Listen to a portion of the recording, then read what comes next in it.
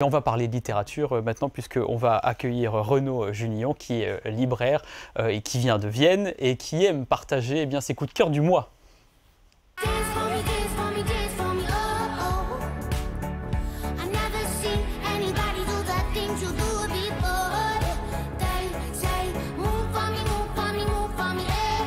Bonjour Renaud, merci d'être avec nous ce matin, avec toujours autant de passion. Vous avez sélectionné 3 ouvrages. On va commencer par Le silence de Dennis Lehane, un roman qui s'inspire d'un événement marquant de l'histoire des États-Unis. Moi j'avoue que j'ai lu quelques lignes de cet ouvrage et j'ai découvert cette partie de l'histoire plutôt méconnue, on va dire, en Europe. Oui, complètement. Alors Dennis Lehane, il faut le préciser, est d'origine irlandaise, il est né à Boston, il vit à Boston et c'est l'écrivain de la ville de Boston.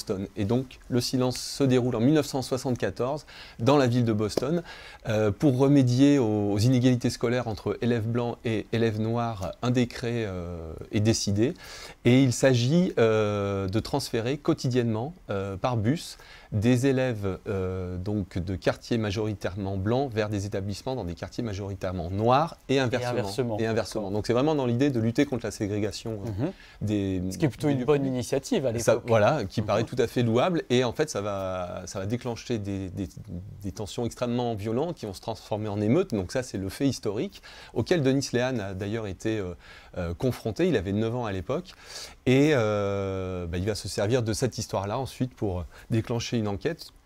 Il y a notamment un quartier qui s'appelle le quartier de Southsea, qui est le quartier d'une enclave irlandaise extrêmement pauvre, dans lequel la violence va vraiment se déchaîner. Et on suit un personnage, c'est un livre aussi qui a un très très beau portrait de femme. On va suivre ce personnage de Mary Pat, qui vit difficilement, qui vit seule avec sa fille de 17 ans. Et il est hors de question que sa fille aille dans un collège qui est dans un quartier aussi défavorisé que le sien, mais noir. Et sa fille va disparaître, et à ce moment-là, donc l'enquête commence. Mary Pat va sillonner les rues de son propre quartier, et elle va être amenée à s'interroger en fait sur le racisme, sur la xénophobie, sur une sorte de haine en fait qui se transmet mais par tradition. Et puis des choses qui existent toujours malheureusement aujourd'hui. Oui, tout à fait. Et il est question aussi, elle s'interroge aussi sur cette idée de communauté, en fait une communauté qui peut être, alors là en l'occurrence c'est la communauté irlandaise, qui peut être un refuge mais qui peut très vite se transformer aussi en prison quand on essaie de penser un peu différemment, notamment tout ce qui est cette peur un peu de la perte, etc. Mais c'est un roman qui peut se faire comme un roman noir, un grand roman social à portée, il me semble, universelle. Voilà, et on va poursuivre avec un autre ouvrage qui se déroule toujours aux États-Unis, avec Hollywood s'en va en guerre, un polar américain donc, qui se déroule dans le contexte du mouvement isolationniste et antisémite des années 40 cette fois. Oui, alors 30 ans plutôt que le roman précédent. Voilà, et qui a des résonances aussi avec l'actualité américaine, puisque le mouvement en question c'est America First. Alors là, le point de départ, on est vraiment dans le roman policier. C'est Olivier Bard-Cabusson, c'est un auteur lyonnais qui est passionné d'histoire, de littérature, et l'histoire avec un grand H ou avec un petit H d'ailleurs, est toujours au centre de ses livres. Donc là, on est dans le Hollywood des années 40. C'est un hommage assumé, on va dire, au roman noir des années 30, à Chandler, à Philippe Marlowe, et il met en scène une jeune détective privée qui s'appelle Vicky Marlone, qui va être contactée par une grande actrice de l'époque qui s'est fait dérober des photos compromettantes et qui peut mettre d'ailleurs en péril la sortie du film qu'elle est en train de tourner, qui est un film antifasciste. Voilà.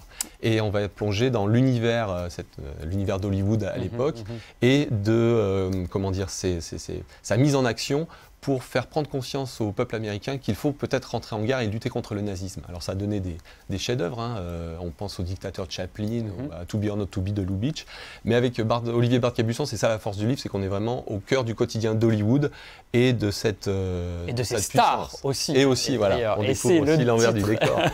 Du dernier ouvrage de Guillaume Poix, avec donc ce roman qui retrace la vie ratée d'un apprenti comédien. Voilà, alors on reste dans le cinéma de manière beaucoup plus ironique.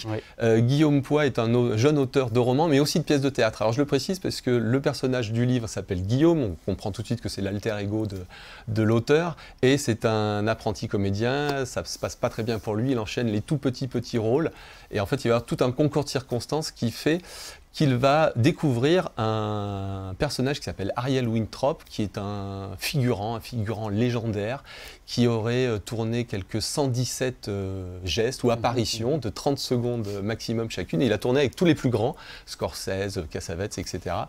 Et il a fait comme ça 40 ans de carrière. Alors c'est un peu paradoxal, parce que c'est une star de l'écran qui crève l'écran, mais par son absence en fait, voilà, une star qu'on ne voit pas. Furtives. Tout à fait. Et cette figure va complètement fasciner notre jeune Guillaume, et il part sur les traces de ce personnage-là, en décidant d'endosser lui aussi un rôle d'acteur fantomatique. Mais toute la question, c'est ça la force aussi là du livre, c'est qu'on ne sait jamais si c'est vrai, si c'est faux. Il y a tout un jeu de miroir qui est absolument génial. Très bien, merci beaucoup Renaud pour cette présentation. Je rappelle que vous êtes libraire dans la librairie Luciole à Vienne et qu'on peut découvrir votre actualité sur votre site internet que l'on voit à l'écran à l'instant.